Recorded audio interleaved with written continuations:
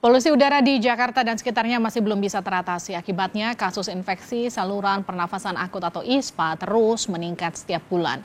Yang rata-ratanya tembus 200.000 kasus per bulan. Apa yang harus diantisipasi agar kasus ISPA tak terus bertambah? Dan bagaimana KLHK melakukan penegakan hukum terhadap pihak-pihak yang terbukti melakukan pencemaran udara? Kita bahas bersama Dirjen Penegakan Hukum KLHK, Rasio Ridho Sani. Pak Rasio, selamat petang.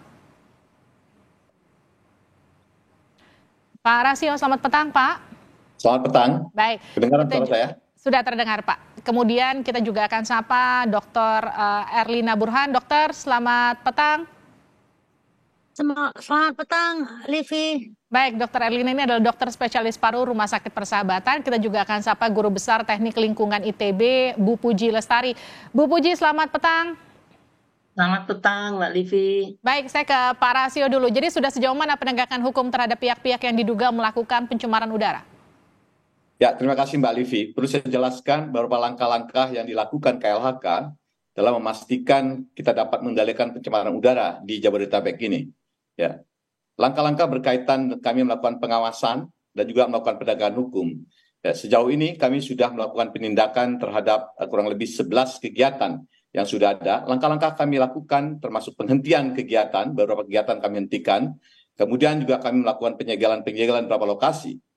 Samping itu tentu kami akan melakukan langkah-langkah lebih lanjut, termasuk kami akan segera menerbitkan sanksi administrasinya. Samping itu juga kami menyiapkan juga langkah-langkah penegakan hukum perdata, gugatan ganti rugi lingkungan hidup, dan juga penegakan hukum pidana. Tim kami juga sedang bekerja. Tadi kami jelaskan kami sudah melakukan beberapa kegiatan dan sekarang ini tim kami sudah bekerja, masih terus bekerja di lapangan untuk melihat dan juga mengidentifikasi sumber-sumber pencemaran mana saja dan pelanggaran-pelanggaran apa saja yang dilakukan oleh sumber pencemaran ini. Ada kurang lebih 100 pengawas lingkungan hidup dan juga pengendalian dampak lingkungan serta didukung oleh para penyidik dan juga tim laboratorium untuk menangani permasalahan-permasalahan ini dalam konteks pengawasan dan penegakan hukum, Mbak Livi. Pak Rasio, jadi sudah ada berapa pabrik yang diberikan sanksi dan sudah ada berapa pihak yang dijadikan tersangka? Ya, untuk berkaitan dengan yang kami lakukan saat ini, sebenarnya sebelumnya juga kami sudah menetapkan ada 5 tersangka. Ini pertama adalah Direktur Perusahaan PMA berkaitan dengan peleburan logam dan 4 tersangka yang terkait dengan kegiatan tersebut, yaitu pembakaran limbah elektronik secara terbuka di Tangerang Selatan. Itu baik pemodal maupun pelaku lapangannya. Untuk memperkuat itu juga kami sampaikan kami Satgas yang dibentuk oleh Ibu Menteri juga melakukan pengawasan secara intensif ya di beberapa lokasi, baik yang berada di Jakarta, di Bekasi, kemudian juga di Bogor, termasuk juga di Tangerang, ya. Perusahaan yang lainnya yang sudah kami berikan sanksi penghentian kegiatan maupun juga kami persiapkan sanksi administratifnya ada 9 perusahaan dan jumlahnya akan bertambah. Perlu kami sampaikan bahwa penindakan tegas akan dilakukan oleh Kementerian Lingkungan Hidup dan Kehutanan, ya. Baik itu terkait dengan penerapan sanksi administratif, penghentian kegiatan, kami juga melakukan gugatan perdata dan juga penegakan hukum pidana. Saya juga bicara tadi dengan Profesor Puji, ya, bagaimana kami membutuhkan dukungan para ahli, ya, untuk memperkuat gugatan maupun penegakan hukum yang kami lakukan. Jadi langkah-langkah intensif dilakukan oleh KLHK, Ibu Menteri menugaskan kami secara khusus untuk melakukan penegakan hukum tegas terkait dengan pelanggaran, ya, dalam konteks penanggulangan pencemaran udara ini. Oke, saya ke Bu Puji dulu. Prof, kalau kita bicara soal pencemaran udara, polusi itu indeksnya biasanya meningkat di musim-musim kemarau. Apa yang kemudian tahun ini terasa beda dengan tahun-tahun sebelumnya, sampai kemudian ISPA-nya meningkat begitu pesat?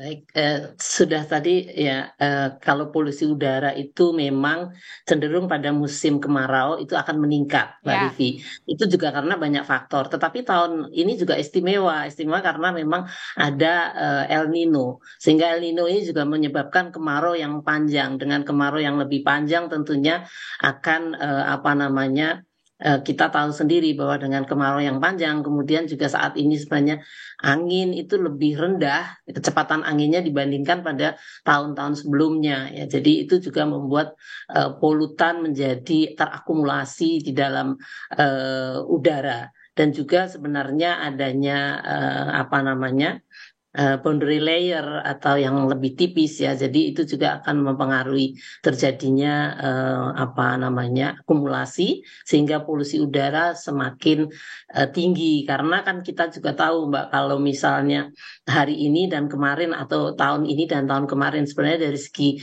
jumlah kendaraan masih nggak beda jauh dari segi industri operasi. Tapi kenapa hari ini istimewa ya? Artinya dalam bulan-bulan ini menjadi lebih istimewa. Ya, ada faktor-faktor eksternal selain tentunya sumber emisi dan pencemaran tentunya tidak kita menafikan hal itu, tetapi ada faktor eksternal lain tadi yang saya sampaikan karena memang kondisi cuaca dengan tidak ada hujan yang panjang itu juga tentunya mempengaruhi kualitas udara yang semakin memburuk di Jakarta khususnya. Prof. Puji, tadi kan kalau Pak Roy juga sudah sempat sampaikan sumber polusinya dari sektor industrinya kan sudah dikunci-kunciin, sudah diberikan sanksi, bahkan sudah ada yang dijadikan tersangka. Artinya kalau kita bicara soal bagaimana mengatasi yang sudah terlanjur ada, sekarang seperti apa langkah cepat yang harus diambil? Iya, sebenarnya kan kalau kita kan harus kembali kepada sumber masalah. Sumber masalahnya apa sih? Kan tadi sudah disebutkan ada sektor transportasi, ada sektor industri, kemudian ada sektor yang lain. Nah, sebenarnya ada langkah-langkah yang bisa dilakukan untuk setiap sektornya.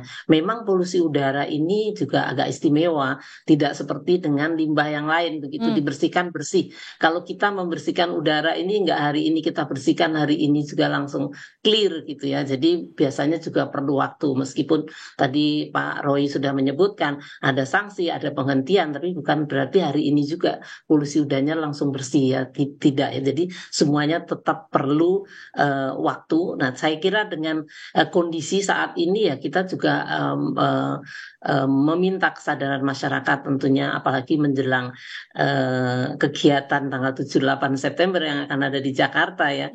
Itu juga tentunya bagaimana masyarakat ikut berpartisipasi, misalnya mencoba saat ini untuk menggunakan public transport, kemudian itu dari sisi masyarakatnya, jadi harus juga dalam penggunaan energi itu juga harus dia lebih efisien. Tetapi dari segi pemerintah tentunya juga ada kebijakan-kebijakan yang harus yang sekarang ada yang dilakukan pemerintah sebenarnya sudah on the track kalau menurut saya, tetapi masih ada potensi yang lebih jauh untuk menurunkan polusi udara. Jadi sudah on the track, sudah ada penurunan karena kami pernah menghitung juga bahwa ada beberapa sektor yang kebijakannya sudah cukup baik, tetapi masih punya potensi lebih jauh untuk bisa ditingkatkan. Oke, nanti kita akan masuk ke sana, tapi sebelumnya saya mau lihat atau mau berbincang dengan Dr. Erlina untuk melihat dari sisi kesehatan dampaknya bagi kemudian pernafasan kita, karena kan angka ISPA itu terus naik bahkan tembus di atas 200.000, betul ya Dok?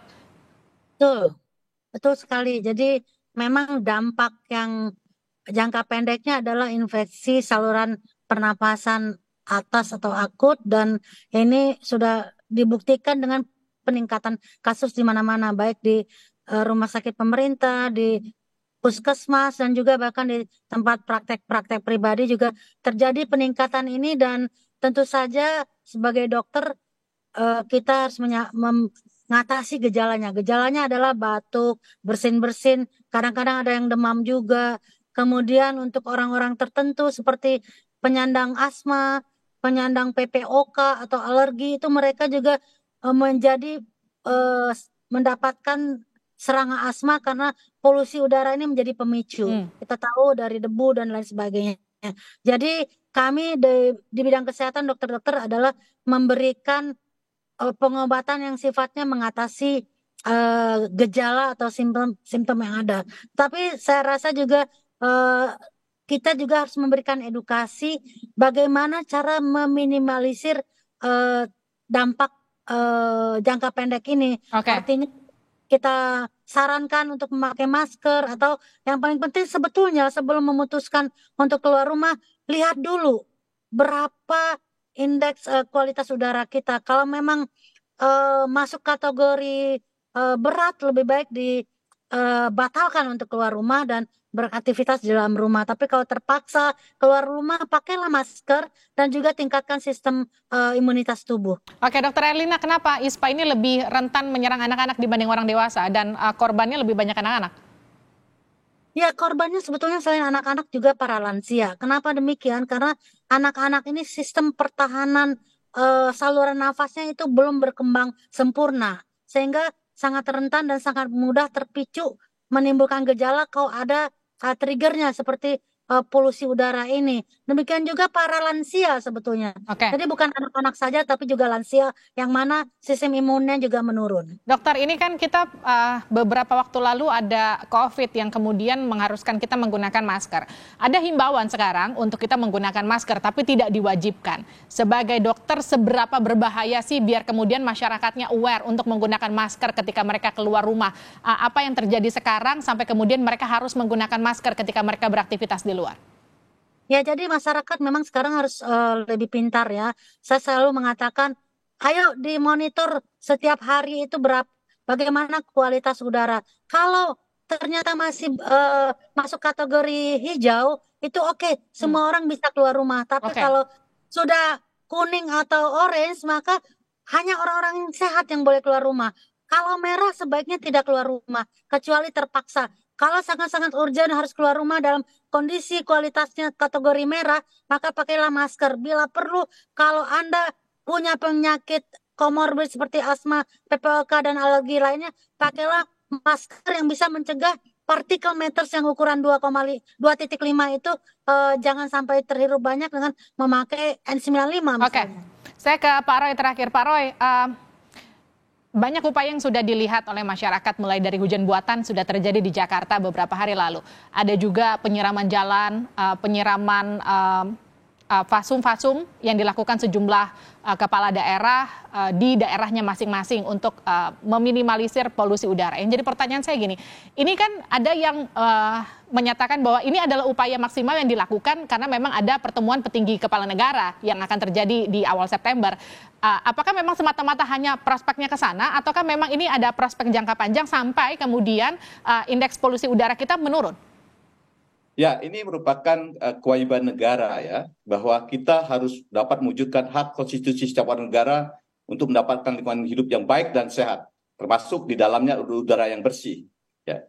Langkah-langkah kita lakukan ini kan tidak hanya langkah-langkah jangka pendek, juga melakukan langkah-langkah jangka panjang, ya, termasuk bagaimana kita bisa memastikan ya kepatuhan ya industri-industri kita dan juga kepatuhan masyarakat kita. Karena dalam konteks pencemaran udara ini, penyebabnya tadi ada kendaraan bermotor, dari industri, dan juga ada kegiatan-kegiatan masyarakat yang melakukan pembakaran-pembakaran ilegal, baik pembakaran sampah maupun pembakaran-pembakaran lainnya. Langkah-langkah ini tentu harus kita lakukan secara kontinu, dan sehingga kita bisa memastikan kualitas udara kita ini semakin hari semakin baik. Jadi ini langkah-langkah ini kita lakukan terus-menerus, Mbak. Yang harus kita lakukan. Baik, terima kasih Pak Roy, terima kasih Prof. Puji, terima kasih juga Dr. Erlina telah bergabung bersama kami di Sapa Indonesia Malam. Sehat-sehat selalu.